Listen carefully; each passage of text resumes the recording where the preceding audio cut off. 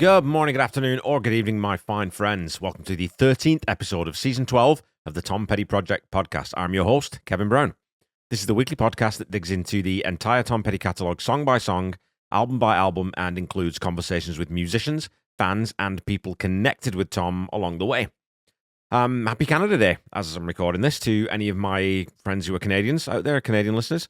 I celebrated very simply with a triple podcast day. I recorded an episode of my Queen podcast, Seaside Pod Review, earlier today. I was a guest on my good pal Corey's and the Podcast Will Rock podcast around just after supper, and then recording this one a little bit later in the evening. So I had a 10-mile walk today. I had some pastries that were left over from my youngest daughter's graduation party that we had this past weekend. So all in all, a day off work. Quite a nice day. Okay, over on social media, most of you definitely disagree with my rating of 6 out of 10 for This One's For Me. And I've gone back and forth on it, a whole bunch. And I'm sure that John Paulson will give me the hard gears when we record the album wrap episode. But let's start on Blue Sky this week with the ever-reliable Steve Urkel commenting, "I think your summary was fair.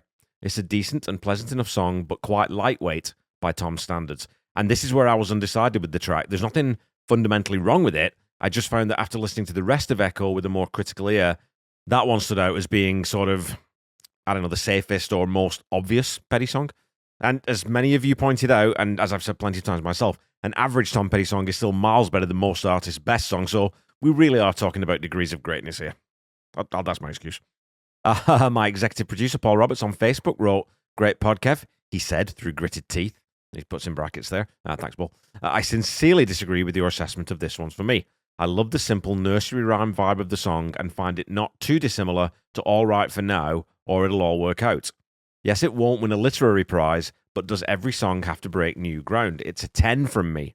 To finish, I like this review I found online. I think this is a perfectly neat, tidy, compact, fun little bouncy piece of music with a nicely constructed, easy-to-remember lyric. Who, I wonder, wrote that?" And, of course, he's hoisting me by my own petard there, as that's how I'd summarised the track in the episode notes and at the end of the episode itself last week. And I stand by those comments, but I could say the same thing about quite a lot of pop music that isn't elevated to that top table either. Oh boy, maybe I'm dragging myself in deep here. I'll stop while I'm behind. My pal and excellent human being Dallas Ellicott commented, "I understand your criticism, but also I can't find one bad thing about this song. The lyrics are fine. The chorus is catchy. The harmonies sound wonderful. The guitar sound on Mike's, albeit simple guitar solos, is a classic Heartbreakers sound. So while it may be petty colour by numbers, the end result is a pretty good painting. I'll go 7. And I'd responded to this on Facebook. It's definitely hard for me to fully justify giving it a 6, and as Dallas wonderfully writes, even though it is paint by numbers, I think it's a paint by numbers Petty song, it's petty, so it's still a damn good painting. I'm starting to get rater's remorse here, I think. I'm going to have to stop before I read these, before I change my mind and end up getting this a bloody 8 or something. Jack McNay is also in the hugely positive camp, saying, "This does well to serve as a flip side / sequel to Accused of Love, following the narrator from divorce court and the mess therein to whatever vices or other outlets gets him through the night, plus adding in some colour and an apt observation. You don't even know what you've got till it's walking away. We don't get, in the first pass, like To Find a Friend without necessarily the friend involved. And just as good as Accused too. Basic songwriting that super serves the story arc. Another 10 out of 10. And yeah, Jack, I don't dislike that narrative connection you're trying to build there. I think it just comes down to the song not blowing my socks off when I sat down to listen, critically to these songs to write the episodes. And maybe that's unfair, because not every song needs to blow your socks off, but so much of Echo and so much of Tom's catalogue does do that for me. So that's where I was at. I did pull JP Kaufman over to the dark side, however, as he wrote, "Enjoyed the pod and appreciate your candidness about how you feel about the track." Well, thanks so much, JP. Before listening to you, I would have given this one an 8. I like Tom's vocals, the clean production, the jangle, and how short and tight it is. It is the Tom that I love. But now I see what I love most is that it is a refreshing return to what I like most about Tom after a couple of more rugged tracks. The song itself is run-of-the-mill for Tom. Good catch, Kevin. Consider me convinced. The solo, as you said, is lacking as well. It is indeed a 6. And it's an interesting point, isn't it, that, does this song, because there were a couple of offcuts from this album, does this song make the cut because we need that big melodic lift after I Don't Want to Fight?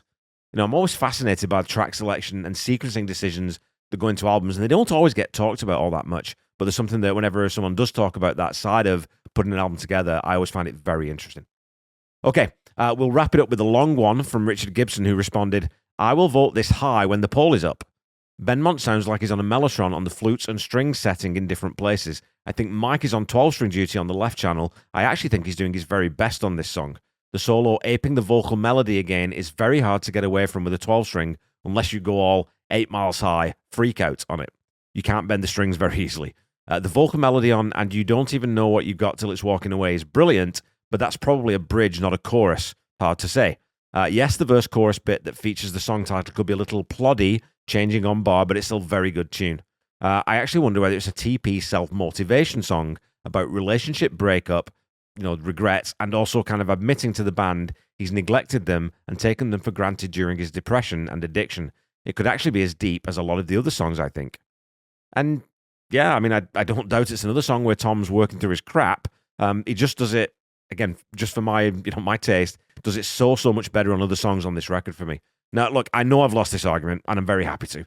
I just can't shake that nagging feeling that the song is just a wee bit too easy for Tom. And that's not something from memory right now, at least, that I think I'll be saying about any of the other songs in the rest of the main catalogue. Again, not that I can think of. I can't think of another song where I think, yeah, that's pretty run-of-the-mill Petty. This might be the last one. But I'll leave it there so I don't get into any more trouble. That social media wrapped up this week, so that must mean it's time to start talking about this week's song.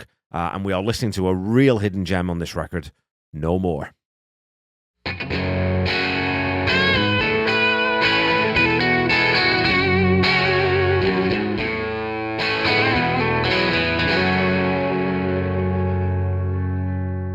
Okay, let's get into this song.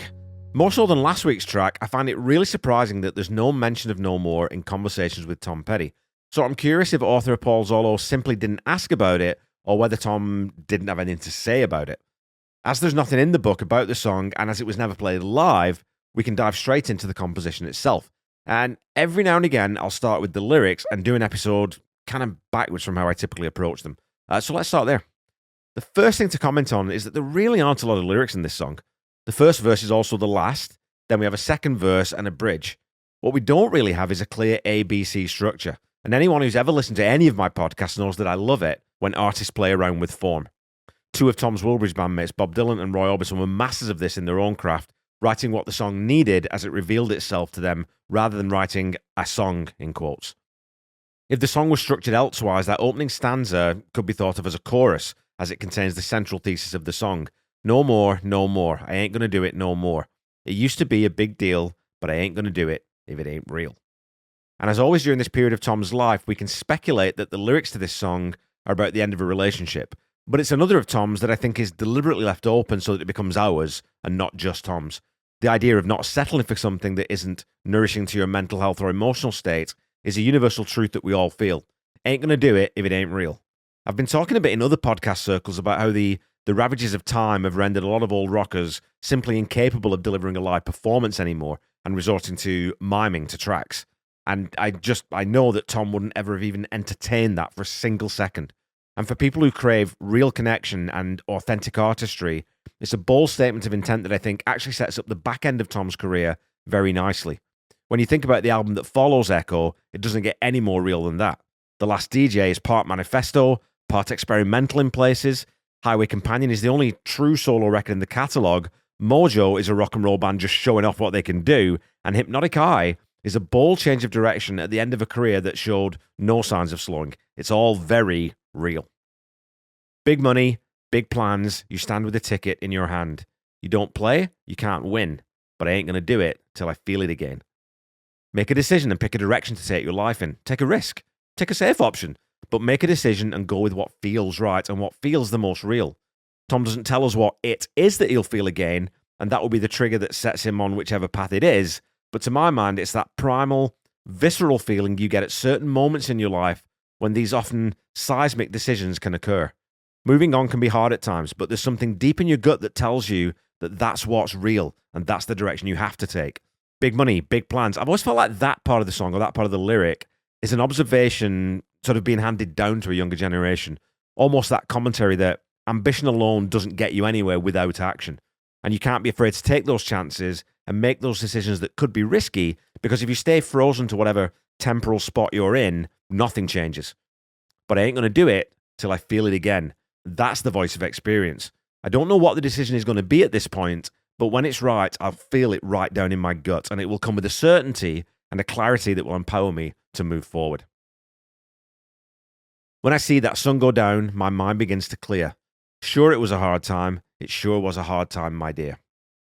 And again, we're blending POVs here now with the internal monologue that's how I interpret the verses, being suspended for a moment so that the narrator of this piece can express some sort of relief from uncertainty to a third party.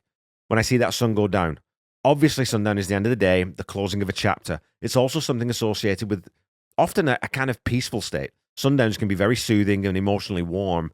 And so this is a transitory period between states when the world is bathed in a different kind of light and there's no certainty about what's ahead, but an assurance that there will be a tomorrow. Then we have the restatement of that central idea. No more, no more. I ain't going to do it no more. Used to be a big deal, but I ain't going to do it if it ain't real.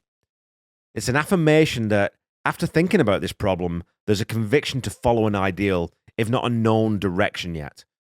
Whatever the direction we end up taking, it has to be something that we have a certainty of authenticity in. We're not going to take a chance on something that feels half-dressed or unfinished or flimsy in its intent. This course has to be, again, we go back to that word, this course has to be real. It's not a bad way to organize your thoughts, really, just generally in life. And I think a lot of us spend an awful lot of our lives being pulled and pushed by bad actors, bad advice, bad politics, bad faith, and just bad ideas. So we have to wait for that crack in the cultural assault to see that clear path through the maelstrom that often reveals itself to us. And we have to be ready for it. We have to grasp it with both hands when it does eventually come.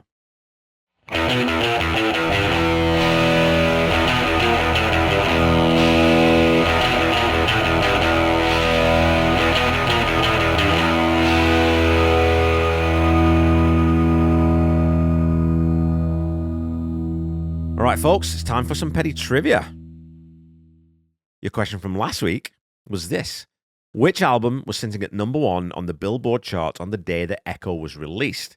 Is it A, The Battle of Los Angeles by Rage Against the Machine, B, Human Clay by Creed, C, Hit Me Baby One More Time by Britney Spears, or D, Millennium by the Backstreet Boys? Well, all 4 albums did hit number 1 that year, with the Backstreet Boys' Millennium spending the most weeks in the top spot of any record of 1999. Over 3 different stays at number 1, it amassed 9 weeks at the very top of the chart. Human Clay by Creed spent 2 weeks at number 1 in October, while the Rick Rubin-produced Battle of Los Angeles saw Rage Against the Machine top the chart during the week ending November 20th. Meaning your answer is Hit Me Baby One More Time by Britney Spears, which sat atop the Billboard chart for 6 weeks over 3 different spans, including the week of April 13th, when Echo was released. And you probably couldn't find 3 more different sounding records to Tom's confessional work now, could you? Your question for this week is this. Now that we've established the most successful chart-topping album of 1999, I don't know if this is even petty trivia, but you know what? It's trivia. We'll just go with trivia. But let's look at the singles in 1999. Which single was ranked by Billboard magazine as the best of the year?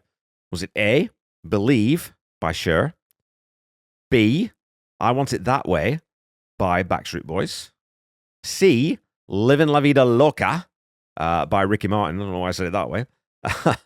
Or Genie in a Bottle by Christina Aguilera.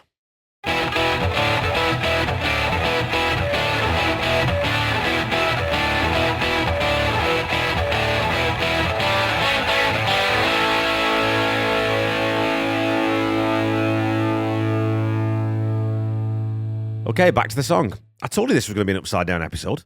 Petty trivia, and I haven't even mentioned an instrument yet. Inconceivable!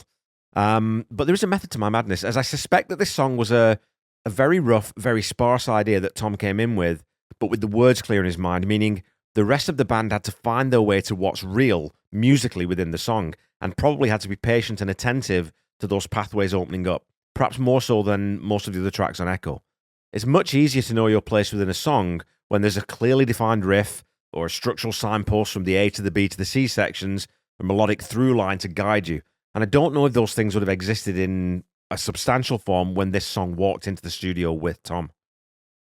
The first chord we hear is an unusual one, and I was wondering if that's a dulcimer or some similar sort of stringed instrument rather than acoustic guitar. It has a slight ringing tone to it that I don't always associate with a 6-string right away, but I'm not too sure either. It could be sort of like a jumbo acoustic, so it gives it a bit more resonance. You get a little bit more bottom end on it or something. I'm not too sure.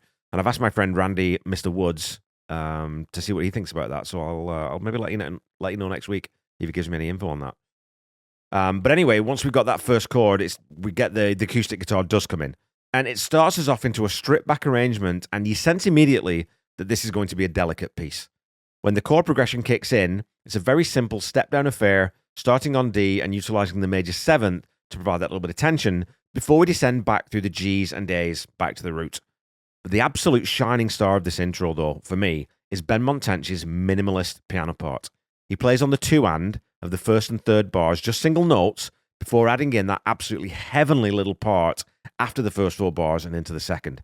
It gives a faraway, dreamy quality to the whole thing that places you inside the narrator's head rather than outside it. The bass guitar is just marking the changes here, and there's no percussion yet. After we go through this first progression, leading us to the final lines, I ain't gonna do it if it ain't real, we then hear Benmont introduce a mellotron in the left channel and Steve Ferroni lightly playing a kick drum underneath. There are also some delicate chimes that sweep in a couple of places, and again, we're allowed to drift along on this effortlessly gorgeous melody. The second verse then features the introduction of a tambourine on the fourth beat of the bar, an exercise in total control and musical restraint. No one's jumping into the mix or trying to commandeer the song. It's an instrumental construction meant to support the fragility of Tom's sensitive vocal. There's a very nice little three-note phrase that Mike plays too after the line "in your hand," but other than that, it's just all pure texture in this section. We have more of this added after the verse with, I think, the Chamberlain, the predecessor of the mellotron, coming in again in that left channel to provide that pseudo string section. And maybe Richard, if you think that's maybe the mellotron on the sort of the strings, I think it's the Chamberlain, but I'll defer to your knowledge if you played those instruments yourself. It's a gorgeous tone, and again, Benmont understands precisely what to do with it, just colouring in the picture instead of adding any additional detail. This then gives way to the mellotron in the bridge section, and we have that forlorn-sounding minor key progression, but it feels more weary than it does resigned. It's just end of the day weariness. Tom's vocal melody line is fascinating here, though, because it's anything but obvious and straightforward. He's ever so slightly flat-sounding on the first note of the second half of this C section, but I think it's because he's singing across that E minor chord with a D. But again, I think it's just a hair flat. So you get this deliberate dissonance to the thing that makes it really, really interesting to my ear.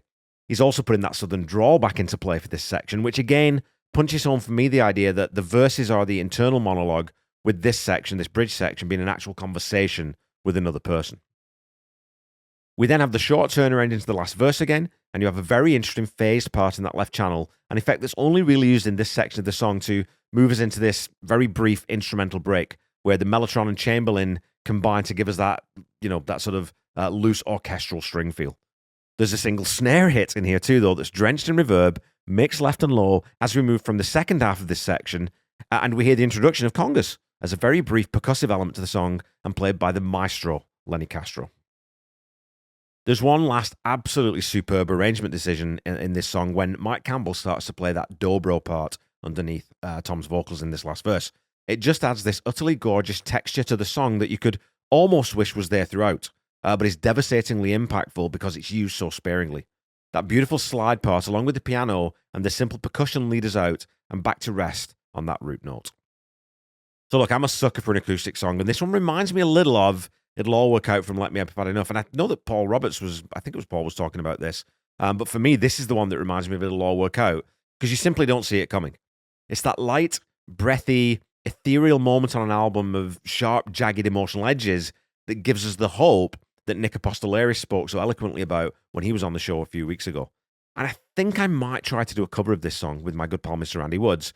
Just a two-part piece maybe with acoustic guitar and piano, maybe some overdub slide, that dobro overdub slide. So I'll keep you posted on that if we do actually go ahead with it.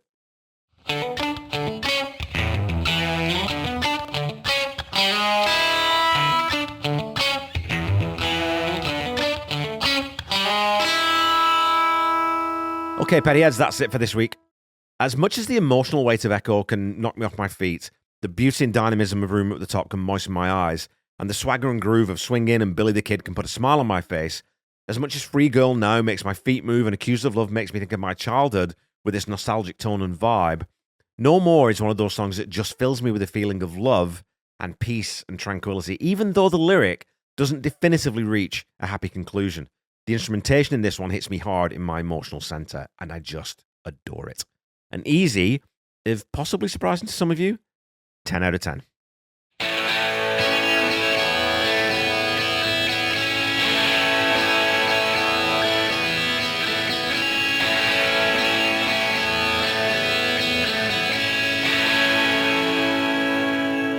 The Tom Petty Project is a proud member of the Deep Dive Podcast Network. Go check us out at deepdivepodcastnetwork.com.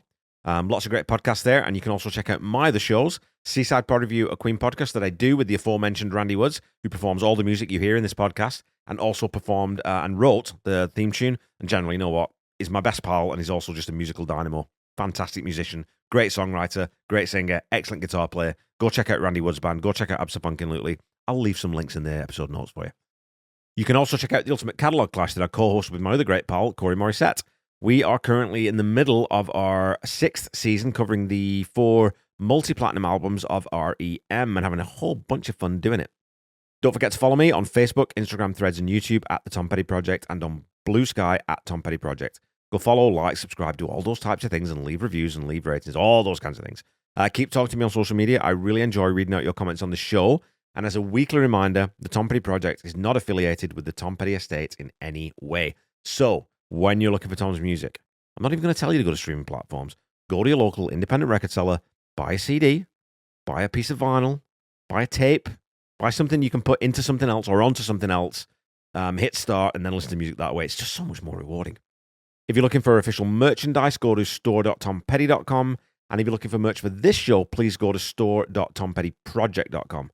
Don't forget to check out Tom Petty Nation and the Tom Petty Fans Forever groups on Facebook, and make sure you listen to Channel 31 on Sirius XM, which is Tom Petty Radio.